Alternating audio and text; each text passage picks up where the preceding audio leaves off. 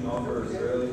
As a signatory for Resolution 1.3 and a strong advocate for peace in the Middle East, Senegal would like to point out that Resolution 1.3 also has implications for refugees and it has in the resolution allowing the refugees to return to their areas, and also the internationalization of Israel would be a third party that would allow for peaceful transport of both entities to go for jobs and also to visit holy sites, so that they can work together peacefully, and outsourcing the governments of these two areas, just in Jerusalem, making sure that they can maintain peace and cooperate in the transport, and making sure that both countries... Thank you, Madam Chair. Even though the delegation of South Africa shows their support for Resolution 1.3 proposed by the African Bloc, I would also like to ardently extend my support for Resolution 1.5 proposed by the Latin American and Caribbean Bloc. The resolution strongly stresses that a reconciliation be made between communities and hopes to achieve this through the enactment of a committee that would support the further growth and development of Palestine in hopes of allowing them to have a voice in the global community. Thank you. Saudi Arabia, you're recognized to speak. Delegates. The delegation from Saudi Arabia encourages you to read Resolution 1.6. The issue of peace in the Middle East and the Palestinian-Israeli conflict is very vast. And so many of the countries that are here today have decided to split it up into many different groups that will solve one issue at a time. Refugees, water, borders, Jerusalem, etc., etc. Resolution 1.6 concerns the issue of borders. I think that is one of the most fundamental and important issues that we must tackle first before we move on to other issues. I suggest that rather than just shooting down all the resolutions that are offering solutions, we should go one at a time and bring each to the floor, discuss it, vote upon it, and then so we can move on and move forward. And I encourage that we start that with Resolution 1.6, which talks about borders, which is one of the first steps that we need in solving this conflict. Are you have my time? Jordan. Motion to have an informal debate on Resolution 1.4. First, we would have to bring Resolution 1.4 to the table. Would you like to do so? Yes. There's a motion to bring Resolution 1.4 for the table for discussion. Is there a second to that motion? Seconded by Earl. This is a debatable motion. It does require one speaker in favor, one speaker against. Saudi Arabia in favor? Yes. Against? Saudi Arabia. Committee with representatives from Israel and representatives from Palestine. Clearly, they're going to conflict on where the borders want to be drawn. And then you have these other 9 members. How will this committee enforce their decision of the borders if one of the governments of either Palestine or Israel disagree with what the committee determines? Well, if one of those, since Palestine and Israel are both going to be one of the major players in the committee, if one of them disagrees with the solution, then it's not going to get out of the committee.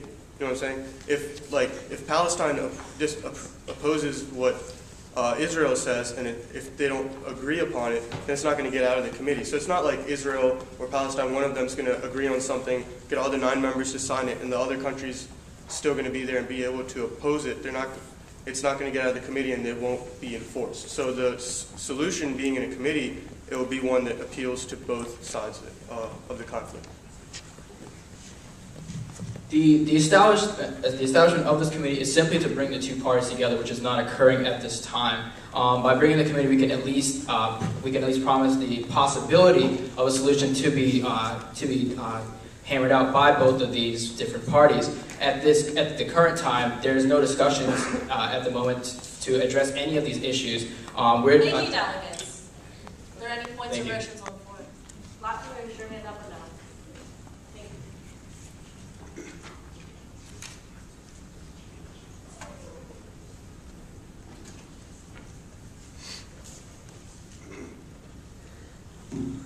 This motion does not pass.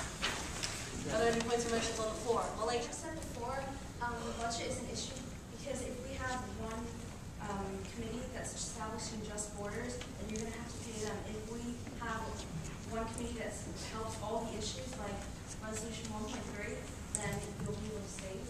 So I Well, the reason why we focused on borders is because it's probably one of the most important issues in this whole conflict. And in order to be effective, this problem needs to be addressed through multiple solutions. And this is just one part of the solution. So we in no way discourage the delegates here from voting for other papers here. But we'd just like to remind everyone here that in order to be effective, specialization is very important. Exactly, just like my previous delegate stated, Resolution 1.3 does have many valid points, but at least in the opinion of Uzbekistan, to establish a committee that would decide all the different aspects of this problem and address it in a holistic manner would be practically impossible. It would be a lot simpler, like restated, to create separate subcommittees in order to address the issue, and then combine the results of these different subcommittees. Also, the creation of this committee just to address this specific issue is the base. It's setting a base for all the other issues to be discussed. For example, Jerusalem, the capital, or the the discussion about which country or which state should have Jerusalem as a capital, or whether if both or no one should. This resolution creating the border has the base for any other resolution to be passed in conjunction with. Mongolia. Mongolia? Borders, would the Palestinians living in the new Israeli territory be forced to leave, or vice versa, or would they be grandfathered down and allowed to stay within the borders? This will also be addressed in the committee between the UN officials and also the representatives from each government.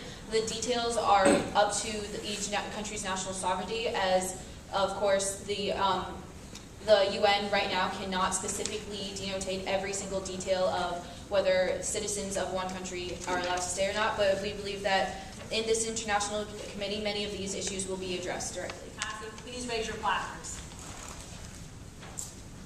Keep them up. Decide right now if you want to bring them up or not.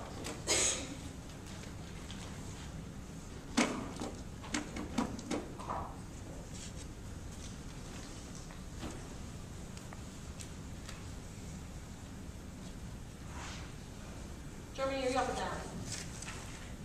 I'm down.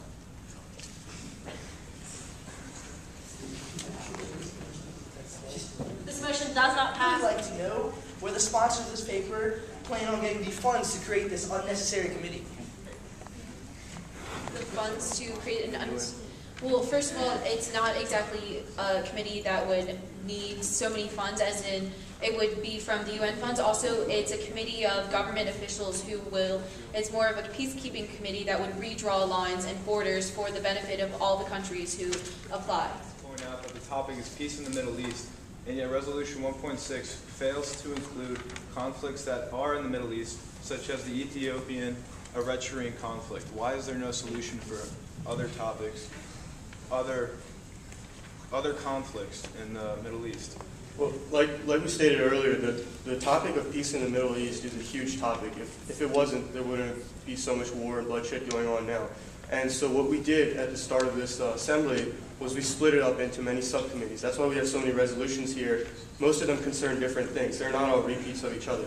So 1.6 focuses on borders. There's other resolutions out there that focus on refugees, focus on Jerusalem, focus on resettlements, etc. So we can get all those passed or get different topics passed at a time, but we got to take it one step at a time. It's unwise to have one resolution that incorporates so many different topics. Oman would like to point out that while the topic is peace in the Middle East, that there is a central focus on peace in Israel and Palestine.